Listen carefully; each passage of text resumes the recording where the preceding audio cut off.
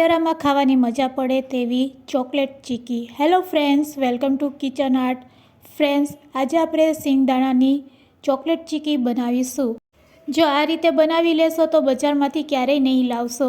તો આજે આપણે સિંગદાણાને કઈ રીતે શેકવા, સિંગદાણા શેકાઈ જાય પછી તેના ફોતરા કઈ રીતે દૂર કરવા, ચોકલેટ ઓછી હોય તો શું ઉમેરશો જેનાથી ચોકલેટ વધી જશે અને ચોકલેટ લેવી નહીં પડશે. તો આજે આપણે બધી ટ્રીક અને ટિપ્સ સાથે આજે આપણે ચોકલેટ ચીકી બનાવતા શીખીશું. બાળકોની ફેવરેટ બની જશે જ્યારે તમે આ રીતે બનાવીને ખવડાવશો. ઉત્તરાયણમાં પણ આ ચીકી તમે બનાવી શકો છો. રેસીપી સારી લાગે તો લાઈક અને શેર કરજો. મારી ચેનલ ઉપર નવા હોય અને મારી ચેનલને હજુ સબસ્ક્રાઈબ ન કરેલ હોય તો સબસ્ક્રાઈબ કરી બાજુનું બેલ બટન દબાવવાનું ભૂલશો નહીં, જેથી કરીને તમને મારા નવા વિડીયોનું નોટિફિકેશન મળતું રહે. ચોકલેટ પીનટ ચીકી બનાવવા માટે સૌપ્રથમ અહીંયા આપણે સિંગદાણા લેવાના છે. એકદમ સારી ક્વોલિટીના આપણે સિંગદાણા લેશું. તો અહીંયા મેં 1 વાટકી જેટલા સિંગદાણા લીધેલા છે. હવે આ સિંગદાણાને પહેલાં આપણે શેકી લેવાના છે, એટલે કે રોસ્ટ કરવાના છે. તો આપણે ગેસની ફ્લેમ ચાલુ કરીશું અને એક પેનમાં તેને શેકી લેશું. પેન સરસ એવી ગરમ થઈ જાય પછી તેમાં આપણે બી એડ કરશું અને બીને આ રીતે આપણે કપરેથી દબાવીશું.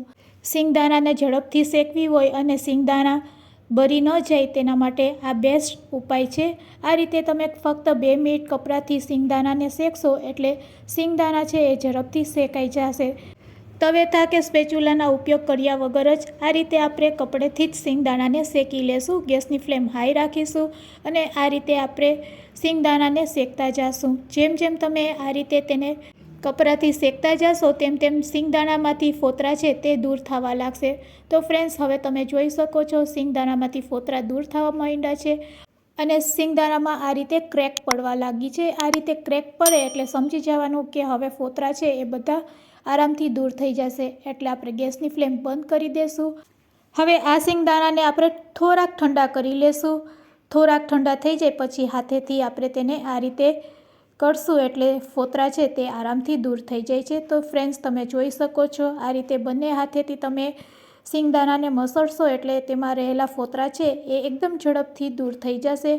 તો તમે જોઈ શકો છો અહીંયા ખૂબ જ સરસ આપણી સિંગ છે તે શેકાઈ ગઈ છે અને ફોતરા પણ આ રીતે દૂર થઈ ગયા છે.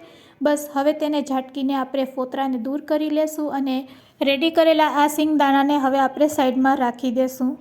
હવે આપણે ઓરિયો બિસ્કિટ અથવા તો ડાર્ક ફેન્ટેસી કોઈ પણ બ્લેક કલરના બિસ્કિટ આપણે લેશું અને 5 થી 6 નંગ આ રીતે આપણે પ્લેટમાં લઈ લેશું અને તેના નાના નાના ટુકડા કરી લેશું અને પછી તેને મિક્સર જારમાં ગ્રાઇન્ડ કરી લેશું. તો આ રીતે બિસ્કિટને આપણે ટુકડા કરી લેશું અને પછી તેને મિક્સર જારમાં લઈ લેશું અને મિક્સર જારમાં લીધા પછી તેને હવે આપણે ગ્રાઇન્ડ કરી લેશું. તો ફ્રેન્ડ્સ, અહીંયા સરસ બિસ્કિટનો પાવડર રેડી થઈ ગયો છે અને તેમાંથી જ આજે આપણે ચોકલેટ બનાવવાના છે. હવે આપણે ચોકલેટ બનાવવા માટે 3 20 રૂપિયાવાળી ડેરી મિલ્ક ચોકલેટ લીધેલી છે અને આ ચોકલેટને આપણે વ્રેપરમાંથી કાઢીને તેના નાના નાના ટુકડા કરી લેશું. તો ફ્રેન્ડ્સ, અહીંયા આપણે ચોકલેટ લેવાની છે. જો તમારી પાસે 3 ચોકલેટ ના હોય અને 2 ચોકલેટ જ હોય તો પણ ચાલશે. અહીંયા આપણે કોઈ ચોકલેટનો ચોક્કસ માપ નથી રાખવાનો, કારણ કે આજે આપણે બ્લેક કલરના બિસ્કિટ હોય તો તેમાંથી ચોકલેટ કઈ રીતે વધારે બનાવી તેની પણ હું ટ્રીક બતાવવાની છું. તો આ રીતે આપણે ચોકલેટ લઈ લેશું અને હવે ચોકલેટને આપણે ગરમ કરવાની છે. તો તેના માટે આપણે ગેસની ફ્લેમ ચાલુ કરીશું અને એક પેનમાં પાણી ગરમ કરીશું. પાણીની ઉપર આ રીતે વાટકો સેટ થઈ જાય તે રીતે આપણે ગોઠવવાનો છે. હવે આપણે હાઈ ફ્લેમ ઉપર આ ચોકલેટને મેલ્ટ થવા દેશું.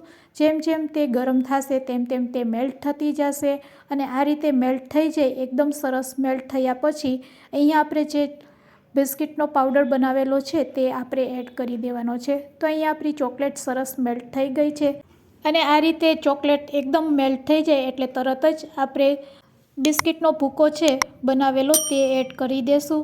તો ફ્રેન્ડ્સ, આ રીતે ઓછી ચોકલેટમાં પણ તમે ઝાઝી ચોકલેટ બનાવી શકો છો. જો તમારી પાસે ચોકલેટ ઓછી હોય તો તમે આ રીતે બિસ્કિટના પાવડરથી પણ ચોકલેટ બનાવી શકો છો. તો અહીંયા આપણી ચોકલેટ બનીને રેડી છે. તેને આપણે ઢાંકી દઈશું અને ગેસની ફ્લેમ બંધ કરી દઈશું. આ વાટકાને આપણે ગરમ પાણી ઉપર જ આ રીતે રાખી દઈશું અને ઢાંકી દઈશું. હવે આપણે ગેસની ફ્લેમ ચાલુ કરીશું અને એક કઢાઈમાં 1 ચમચી જેટલું ઘી એડ કરશું અને 2 ચમચી જેટલો અહીંયા આપણે ગોળ લેવાનો છે।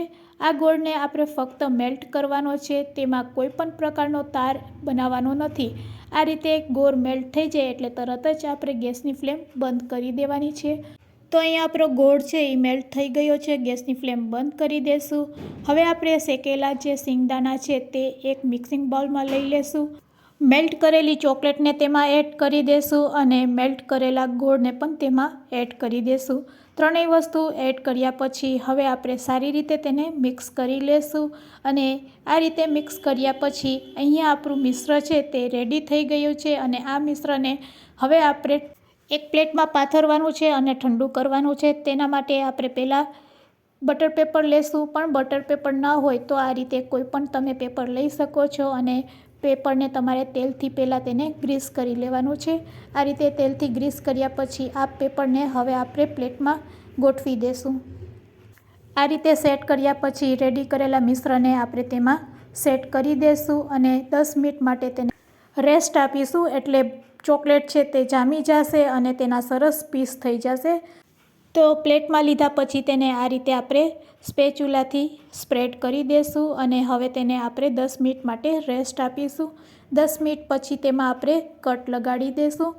તો એકદમ ઠરી ના જાય ત્યારે આપણે પહેલાં તેમાં કટ લગાડી દેવાના છે અને પછી ફરીથી તેને આપણે 10 મિનિટ માટે છોડી દેશું। તો ફ્રેન્ડ્સ, તમે જોઈ શકો છો ખૂબ જ સહેલાઈથી ચાકુથી તે કટ થઈ જાય છે। તો આ રીતે એકવાર કટ લગાડ્યા પછી આપણે ફરીથી તેને 10 મિનિટ માટે રેસ્ટ આપીશું અને 10 મિનિટ પછી તેને આપણે ડીમોલ્ડ કરી લેશું।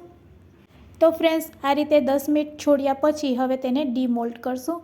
તો એક પ્લેટ ઉપર બીજી પ્લેટ રાખીને આપણે તેને આ રીતે ડીમોલ્ડ કરી લેશું અને જે આપણે પેપર રાખેલું છે તેને આરામથી આ રીતે કાઢી લેશું। તો ફ્રેન્ડ્સ, ખૂબ જ સહેલાઈથી જો તમે જોઈ શકો છો પેપર આપણું નીકળી જાય છે અને અહીંયા આપણી ચોકલેટ પીનટ ચીકી રેડી છે કટ કરવા માટે। તો હવે હું તમને કટ કરીને પણ બતાવું છું કે આપણી આ ચીકી છે એ કેવી રેડી થઈ છે। ઓછી ચોકલેટ હશે તો પણ ખૂબ જ સરસ બનશે અને બાળકોની ફેવરેટ બની જશે। તમે પણ ક્યારેય બજારમાંથી નહીં લાવશો જ્યારે તમે આ રીતે બનાવશો। તો ફ્રેન્ડ્સ, આજની રેસીપી તમને કેવી લાગી તે મને કમેન્ટ્સમાં જરૂરથી કહેજો અને ચાલો હવે તેને આપણે એક પ્લેટમાં લઈ લેશું। તો ચોકલેટ પીનટ ચીકી રેડી છે સર્વ કરવા માટે। જો એકવાર તમે આ રીતે બનાવી લેશો તો તમે બજારમાંથી ક્યારેય નહીં ખરીદશો। તો ફ્રેન્ડ્સ, આજની રેસીપી સારી લાગી હોય તો તમારા ફ્રેન્ડ્સ, મિત્ર અને ગ્રુપમાં શેર કરવાનું ભૂલશો નહીં। Thanks for watching. ફરી મળીશું એક નવી રેસીપી સાથે।